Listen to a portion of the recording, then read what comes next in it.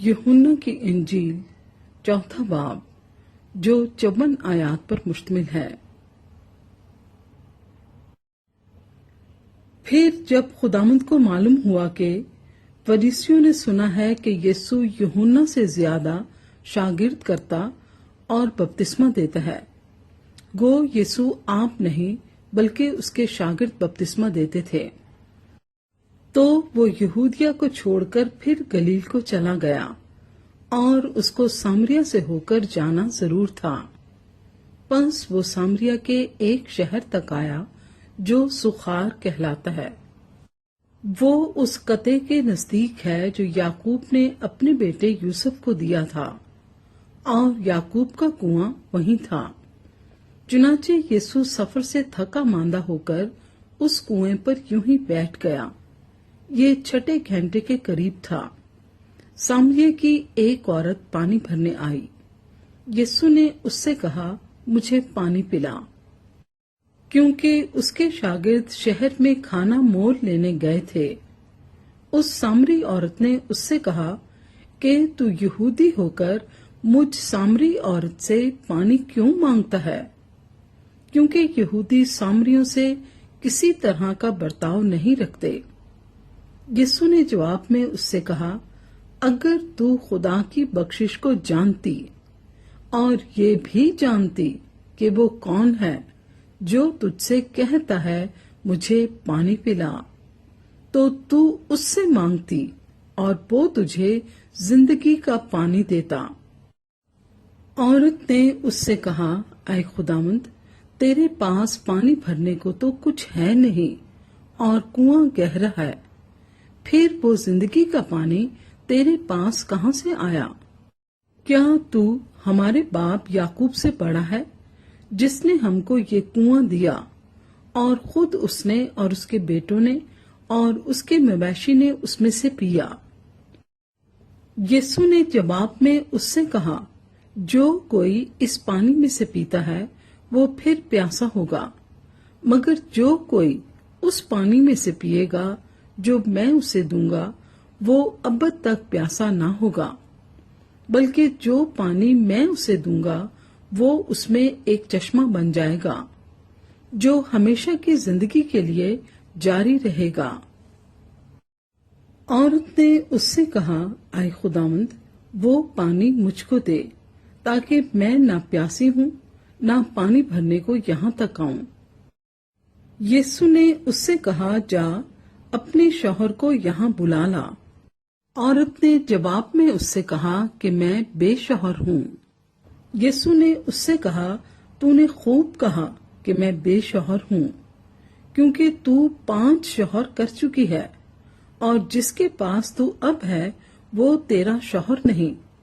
ये तूने सच कहा। औरत ने उससे कहा, आए खुदावंद, मुझे मालूम होता है कि तू नबी है। हमारे बाप दादा ने इस पहाड़ पर प्रस्तिश की, और तुम कहते हो कि वो जगह जहां प्रस्तिश करना चाहिए यरूशलेम में है। यीशु ने उससे कहा, ऐ औरत, मेरी बात का यकीन कर कि वो वक्त आता है कि तुम ना तो इस पहाड़ पर बाप की प्रस्तिश करोगे और ना यरूशलेम में। तुम जिसे नहीं जानते उसकी प्रस्तिश करते हो, हम जिसे जानते हैं उसकी प्रस्तिश करते हैं, क्योंकि निजात यहूदियों में से है। मगर वो वक्त आता है, बल्कि अब ही है, कि सच्चे प्रस्तार बाप की प्रस्तिश रूह और सच्चाई से करेंगे, क्योंकि बाप अपने लिए ऐसे ही प्रस्तार ढूंढता है। खुदा रूह है, और जरूर है कि उसके प्रस्तार रूह और सच्चाई से प्रस्तिश करें। औरत ने उससे कहा, मैं जानती हूँ कि मसीह जो ख्रिस्तुस कहलाता है आने वाला है। जब वो आएगा तो हमें सब बातें बता देगा। यीशु ने उससे कहा, मैं जो तुझसे बोल रहा हूँ वो ही हूँ। इतने में उसके शागिर्द आ गए और ताजुब करने लगे कि वो औरत से बातें कर रहा है। तो भी किसी ने ना कहा कि तू क्या चाहता है।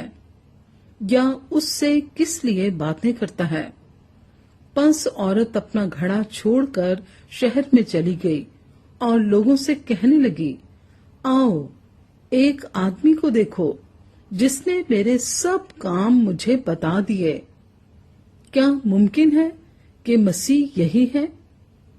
وہ شہر سے نکل کر اس کے پاس آنے لگے۔ اتنے میں اس کے شاگرد اس سے یہ درخواست کرنے لگے کہ اے ربی، کچھ کھا لے۔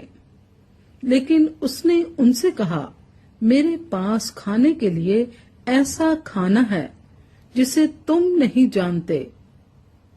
پس شاگردوں نے آپس میں کہا، کیا کوئی اس کے لیے کچھ کھانے کو لایا ہے؟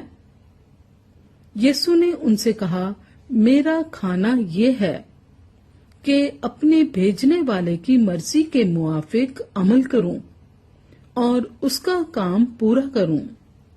کیا تم کہتے نہیں کہ فصل کے آنے میں ابھی 4 مہینے باقی ہیں؟ دیکھو میں تم سے کہتا ہوں، اپنی آنکھیں اٹھا کر کھیتوں پر نظر کرو کہ فصل پک گئی ہے، اور کاٹنے والا مزدوری پاتا اور ہمیشہ کی زندگی کے لیے پھل جمع کرتا ہے، تاکہ بونے والا اور کاٹنے والا دونوں مل کر خوشی کریں۔ کیونکہ اس پر یہ مثل ٹھیک آتی ہے کہ بونے والا اور ہے، کاٹنے والا اور۔ میں نے تمہیں وہ کھیت کاٹنے کے لیے بھیجا جس پر تم نے محنت نہیں کی، اوروں نے محنت کی، اور تم ان کی محنت کے پھل میں شریک ہوئے۔ اور اس شہر کے بہت سے سامری اس عورت کے کہنے سے، جس نے گواہی دی کہ اس نے میرے سب کام مجھے بتا دیے، اس پر ایمان لائے۔ پس جب وہ سامری اس کے پاس آئے تو اس سے درخواست کرنے لگے کہ ہمارے پاس رہ۔ چنانچہ وہ 2 روز وہاں رہا، اور اس کے کلام کے سبب سے اور بھی بتھیرے ایمان لائے، اور اس عورت سے کہا، اب ہم تیرے کہنے ہی سے ایمان نہیں لاتے، کیونکہ ہم نے خود سن لیا اور جانتے ہیں کہ یہ فی الحقیقت دنیا کا منجی ہے۔ پھر ان 2 دنوں کے بعد وہ وہاں سے روانہ ہو کر گلیل کو گیا، کیونکہ یسوع نے خود گواہی دی کہ نبی اپنے وطن میں عزت نہیں پاتا۔ پس جب وہ گلیل میں آیا تو گلیلیوں نے اسے قبول کیا، اس لیے کہ جتنے کام اس نے یروشلم میں عید کے وقت کیے تھے انہوں نے ان کو دیکھا تھا، کیونکہ وہ بھی عید میں گئے تھے۔ پس وہ پھر کانائے گلیل میں آیا، جہاں اس نے پانی کو مے بنایا تھا، اور بادشاہ کا ایک ملازم تھا جس کا بیٹا کفرنہوم میں بیمار تھا۔ وہ یہ سن کر کہ یسوع یہودیہ سے گلیل میں آ گیا ہے، اس کے پاس گیا اور اس سے درخواست کرنے لگا کہ چل کر میرے بیٹے کو شفا بخش، کیونکہ وہ مرنے کو تھا۔ یسوع نے اس سے کہا، جب تک تم نشان اور عجیب کام نہ دیکھو ہرگز ایمان نہ لاؤ گے۔ بادشاہ کے ملازم نے اس سے کہا، اے خداوند، میرے بچے کے مرنے سے پہلے چل۔ یسوع نے اس سے کہا، جا، تیرا بیٹا جیتا ہے۔ اس شخص نے اس بات کا یقین کیا جو یسوع نے اس سے کہی، اور چلا گیا۔ وہ راستے ہی میں تھا کہ اس کے نوکر اسے ملے اور کہنے لگے کہ تیرا بیٹا جیتا ہے۔ اس نے ان سے پوچھا کہ اسے کس وقت سے آرام ہونے لگا تھا۔ انہوں نے کہا کہ کل 7ویں گھنٹے میں اس کی تپ اتر گئی۔ پس باپ جان گیا کہ وہی وقت تھا جب یسوع نے اس سے کہا تھا، تیرا بیٹا جیتا ہے، اور وہ خود اور اس کا سارا گھرانہ ایمان لایا۔ یہ دوسرا معجزہ ہے جو یسوع نے یہودیہ سے گلیل میں آ کر دکھایا۔